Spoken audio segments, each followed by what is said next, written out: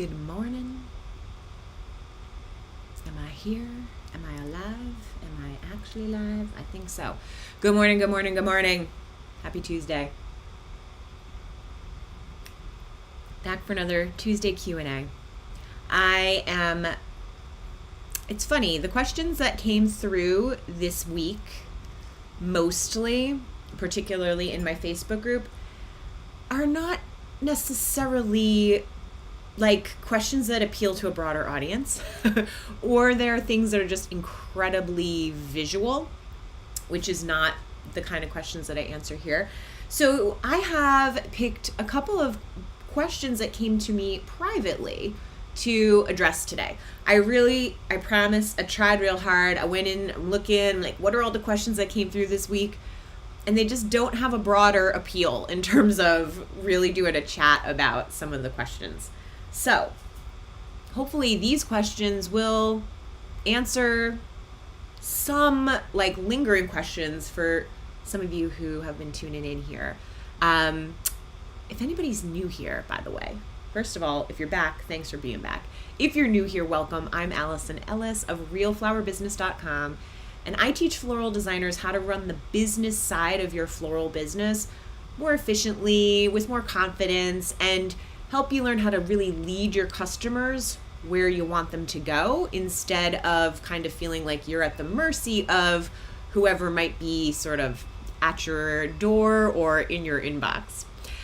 So that's what I do. I teach courses including my flower math course, which teaches floral designers how to price for profit. I teach the communication aspect in my wedding templates. I teach a live program in January every year for 4 weeks where we go through your branding and really kind of helping you to level up how you reach great customers. And I just announced my April workshop in person here in Vermont. This will be the 5th year doing this. It's a really great opportunity to get together with you in person to work on your business. And this year it's a really special, very special workshop. So let me hop into the first question that came in to me personally this week. This was a question from one of my new Patreon subscribers. So thank you and welcome. Anne-Marie asked a question. She's starting her floral business from the ground up, and she was wondering if I mentioned how I do one-on-one coaching. Is coaching like right for her? Like, how does she know if it's a good fit? And what does it look like? Super great question, because I know that coaching can be like, what is this? So really what it is it's a chat with me. If I could call it something just like chat with me, like that might be the better term for it. But what we do is we talk about whatever it is that you need to address. So for some people, a private coaching call with me might be something really targeted that you're working on right now. Sometimes it's a quote that you're sending out that you really like have a bunch of questions about. Sometimes it's a talk about an employee and how to deal with them. Sometimes it's a talk about your own mindset and something that's holding you back in the moment that you know is kind of got you hung up. Sometimes we just simply go through a workflow. You show me sort of like where you're taking the customers through your process, and I help to plug some holes or help to point out maybe some gaps in the communication or in the actual offer. Sometimes it's like a website review. We just sit down, we go through your website, and we talk about like what is really happening here and how do we streamline that. So when I say it's like one-to-one and whatever you need, truly, that's what it is. So it could be absolutely anything. What it is not like a therapy session. It is not just a vent session. It's not for you to just come to me and tell me what's wrong, but not have any intention to take action. It's not a sales pitch. It's not a place for me to just sell you up into a different program. It's truly just a time where we can talk for, usually it's an hour, although I do offer half-hour increments. We just talk about whatever it is that's going on in your business and what's going to help move the needle. It's awesome. It can be intimidating for some reason. I don't know why. Like, here I am. It's me. The first thing people usually say when we get on a call is, wow, you sound just like you, because it's me. So yeah, it shouldn't be scary. Don't ever feel like you're not ready for a coaching call just because you're starting from the ground up. If you don't have a perfect agenda of what you want to talk about, we can just get on a call for you to kind of pick my brain, meaning we'll just see where the conversation goes. But for the most part, if you already have an established business, we're going to talk about troubleshooting something. And if you are just starting out, we can literally talk about anything. We could talk about anything from start to finish in the floral business that is maybe something you haven't thought about. Maybe you could tell me where you're starting with your plans and what you're thinking. And I can tell you what I've seen that's worked, or something that hasn't worked, or why something hasn't worked and how you could make it work. So that's what coaching is in a nutshell. It's really just private time with me to talk about whatever it is you want to talk about. That said, as a member of my Patreon community, at the $29 membership level, we do a coaching call every month in our small group. So you don't have to come with something, major, although you can. You can just come, listen to what people are talking about. Maybe it sparks an idea for you. And it's a really great opportunity to have some coaching without feeling like you're in the spotlight. It's your one-on-one time. You got to make the most out of this. You could just show up and we talk usually for about an hour about whatever it is that's on your minds. All right. So that's how you get a little more personalized attention from me. And I hope that helps to answer your question. Just because you're newer doesn't mean that you're not ready for some coaching, but I can't necessarily, do a ton of coaching in an hour when we're really starting from the ground up. So anyway, but we can absolutely chat anytime. And I mentioned this when I replied to this individual, but I like to throw it out there. Again, I'm a real person here, and I understand what it's like when you're making a purchase in your business. If you want to chat before we chat, we can do that too. It's always fine if you want to make sure that you're in the right place with me. I'm not looking for you to sign up and then be like, that was a waste of time, right? That's not what I want. So that's why we can always chat beforehand if you'd like. All right, another question that I got this week came in right when I announced that I was opening the doors for my April workshop. So if you just haven't seen that yet, because it really just came out yesterday, I'm hosting my Floralpreneur Workshop, April 2027. The dates are April 25th through the 27th. And we are going to really dive into business planning and brand strategy. There are a lot of floral workshops to choose from. And instead of making a compote that's worth $500, I really like to do something that's a little different. So I always infuse a lot of business into my Floralpreneur workshops. This year, in 2026, when we finished the workshop, people were like, I'm ready to sign up for the next one. And when I said, well, what do you want to learn? The most common thing, the number one answer was business. I need more business stuff. So here's what I have planned. You're going to come to Vermont. Let me paint the picture for you. You come to Vermont and we stay at this adorable, fantastic, historic bed and breakfast. It's called the Inn at the Round Barn Farm. They make all of our meals for us. So from the minute you arrive at our workshop, you are not worried about what are you going to eat? Are you going to be alone? Do you have to have a sandwich in your room later? Nope. Everything's taken care of. So you will come and be hosted by us. What we're going to do is we always do a little meet and greet on Sunday. This is not a formality. This is truly a great time for everyone to meet, connect, share what we're doing here. And then we hop into a lovely dinner. Then we start fresh on Monday, and we're going to talk about you. We're going to talk about what's going on with you, your business plan, and frankly, your 3-year growth plan. Because if you're anything like me where you do care about the business stuff, you probably update your business plan from time to time, or you have a business plan that you loosely follow or mostly follow. but when is the last time you actually updated it and projected your 3-year future plans? I'm not gonna lie, I do a lot of business planning, and it's been a little while since I've done it myself, which is why I'm inviting people to do this. So we're really gonna sit down and actually have you walk out with work done.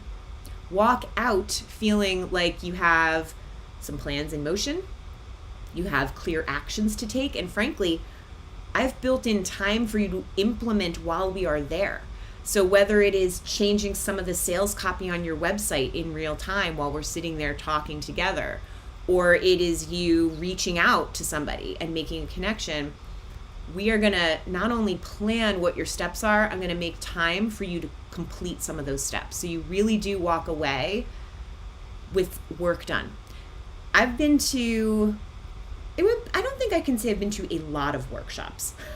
I have been to workshops. I have been to different types of workshops. I've been to floral workshops. I've been to business focused workshops. And no matter how great the workshop is, I usually leave with like a notebook of great ideas.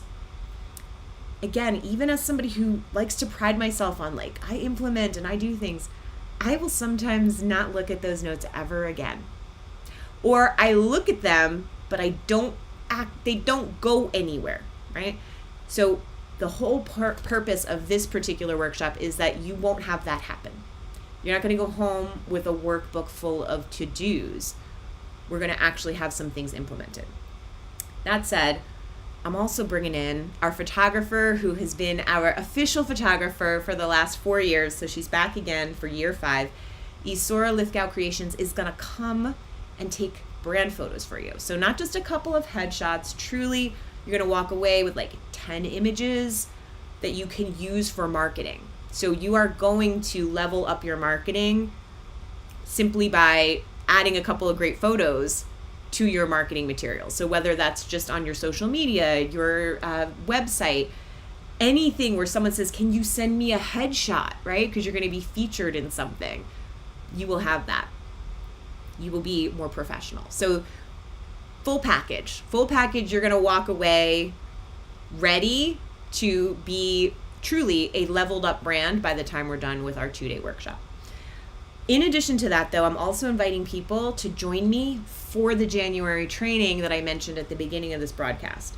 The Art of Good Business is the name of this training, and I do this every year, every January. It's how I start my year, and I invite you to do it with me. And it's how we refresh, make sure things are up to date.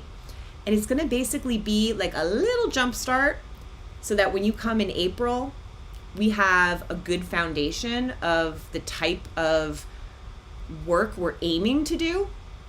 And then we're going to implement some things that are obviously not in that January program to get that 3-year growth plan together. So all of that said, the question that came through on Instagram, and it was from a pressed flower artist.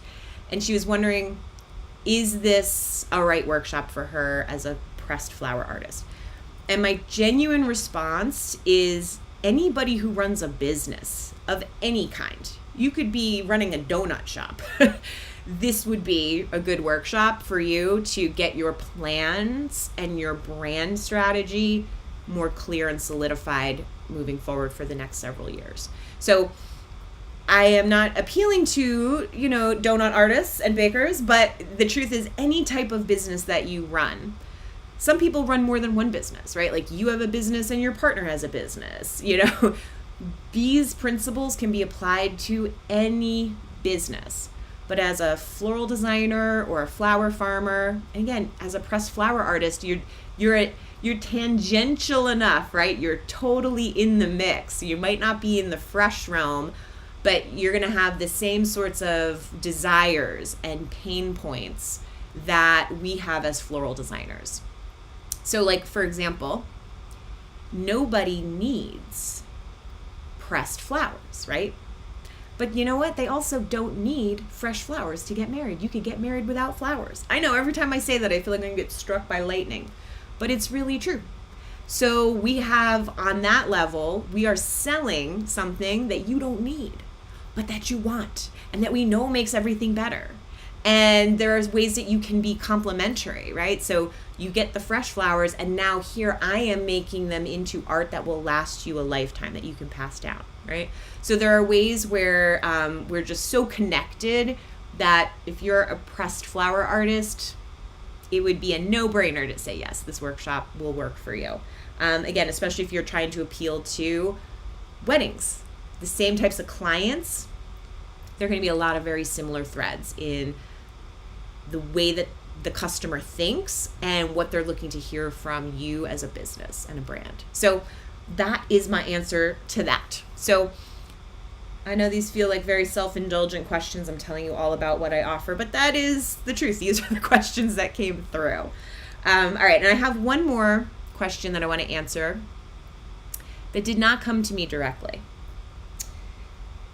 This is a question I'm seeing and have seen for a very long time in Facebook groups all the time. How much would you charge for this? How much would you charge for this? And then there is a picture.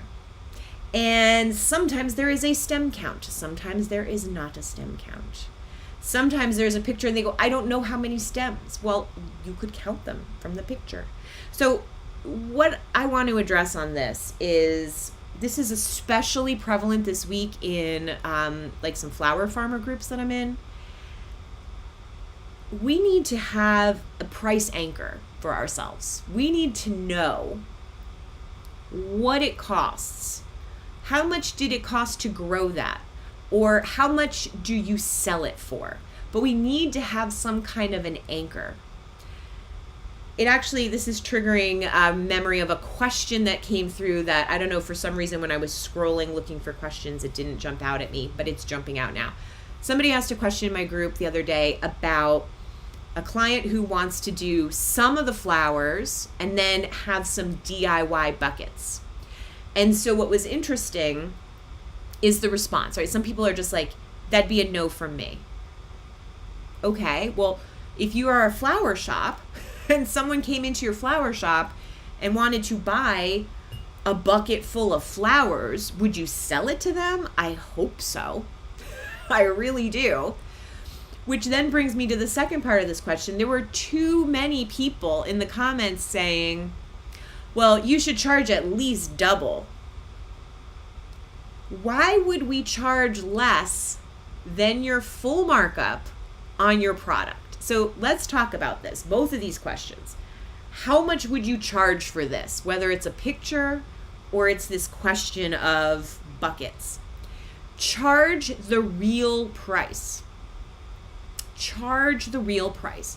So we don't double something in the floral industry because a 3 to 4 times markup on your flowers is the minimum. So if I am just selling you a bucket of flowers, it is a 3 times or 4 times markup. Why? Why is that? All right.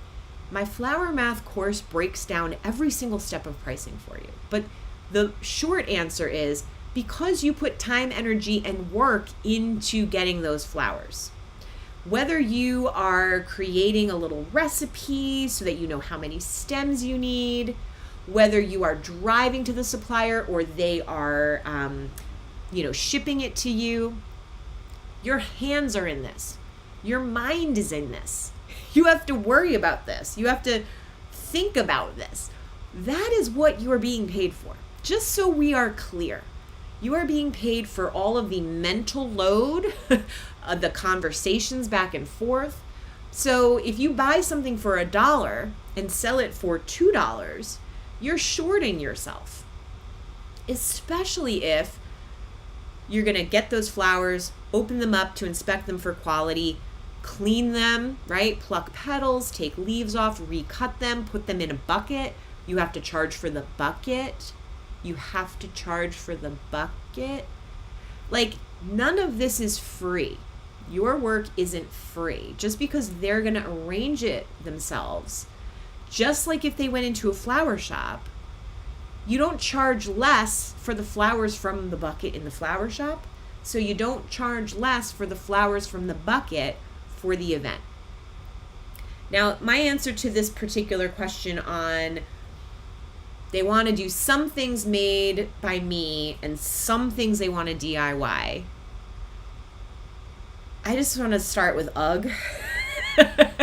I think this is like more of a trend lately than ever before. It used to be either people wanted to DIY or hire, and now they want to do this hybrid thing. And this is, again, a great opportunity as a floral designer to show your expertise, to educate, and to gently lead the client. So you can say, here's what it costs for the pieces I'll make. Here's what it costs for the buckets if you want to make these other things yourself.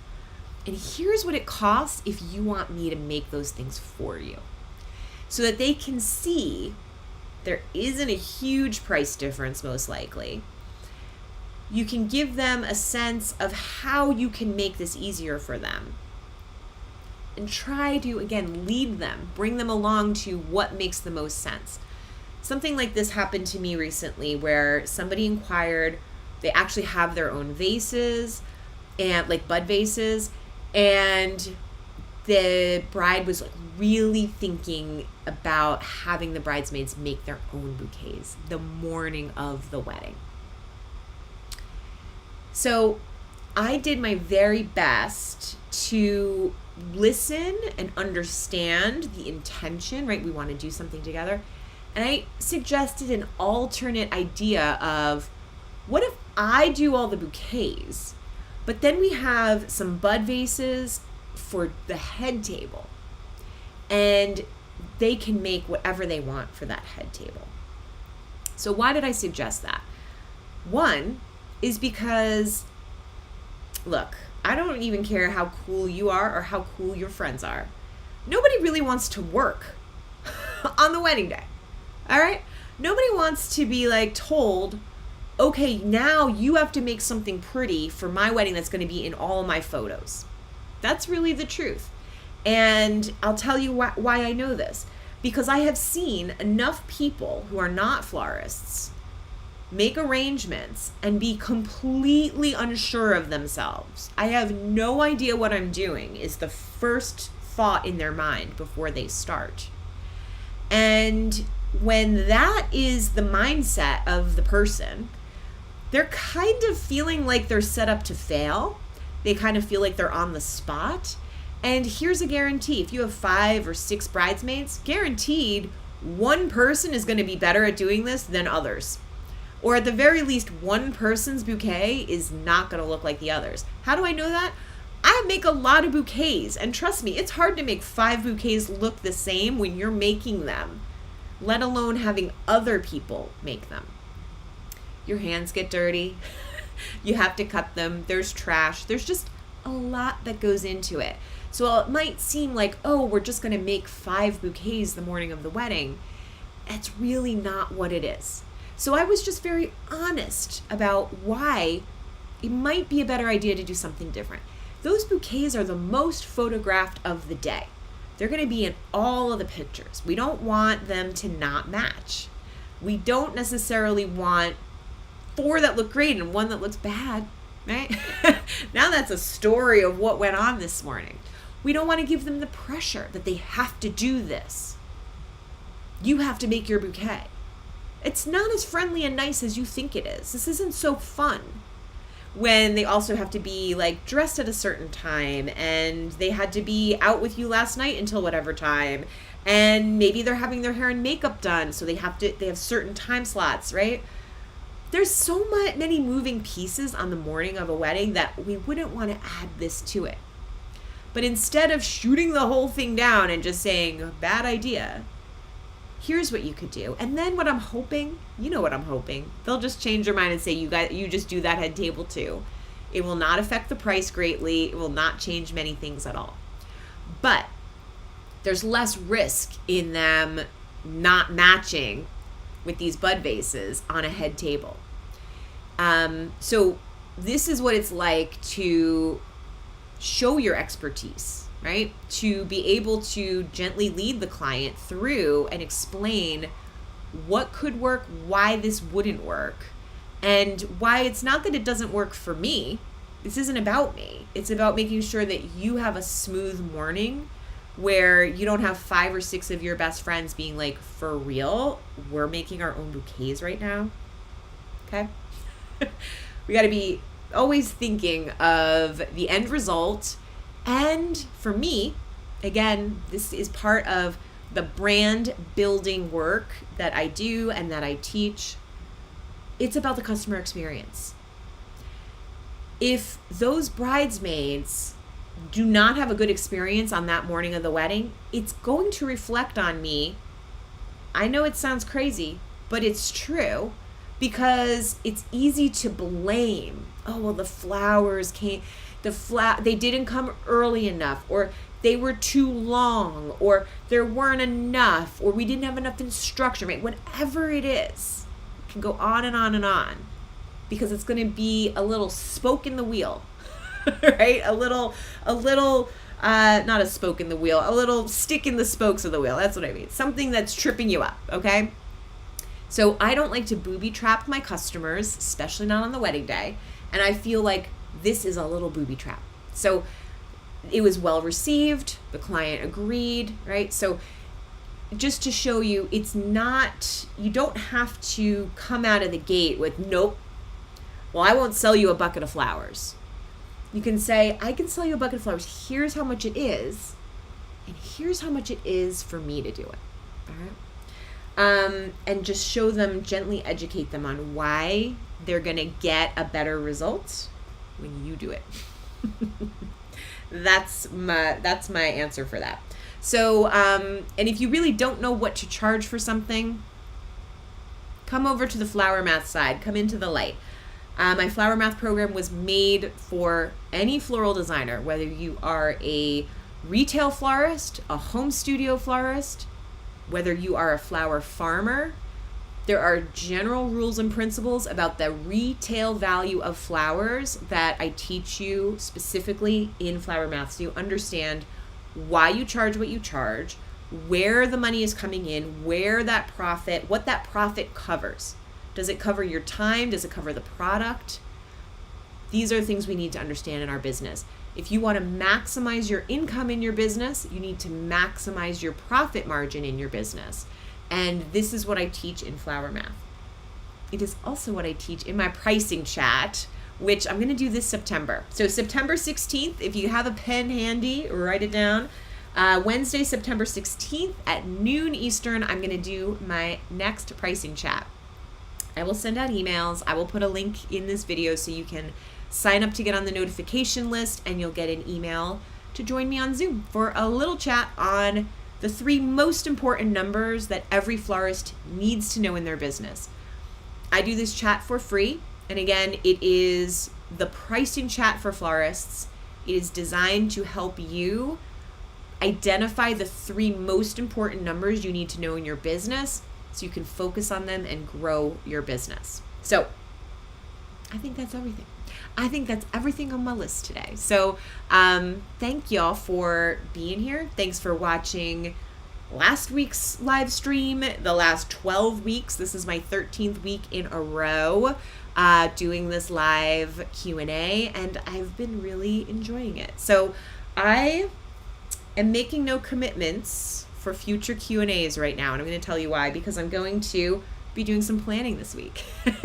And so I'm going to reevaluate like what I'm doing and what I'm teaching.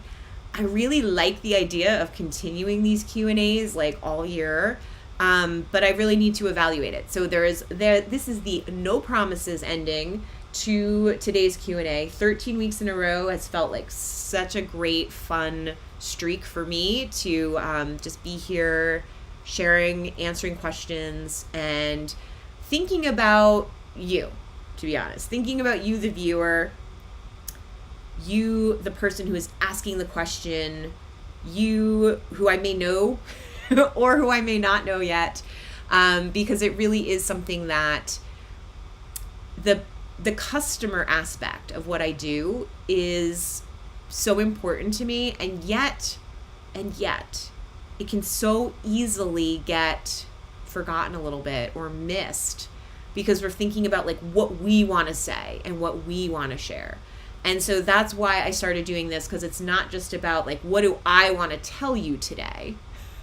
It's like, what has been being asked all week, and how can I help to alleviate a pain point, answer a question, share an insight. So really, it's an honor to get to do this with you guys, and I appreciate you being here and being a part of it. All right. So I will end it there.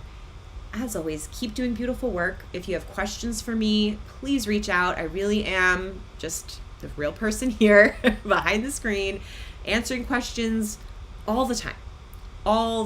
So again, thanks for being here, and I will maybe see you next week. Next week is Labor Day here in the States. Monday is an off day, which means I will be on. So yeah, I might actually take next Tuesday off. But if you're in my Patreon community, you are always going to be the first to know when the live stream is going to happen. I will always post it there first. So just be in my Patreon community if you want to know when the next one will be. Again, thanks so much for being here, and see you next time.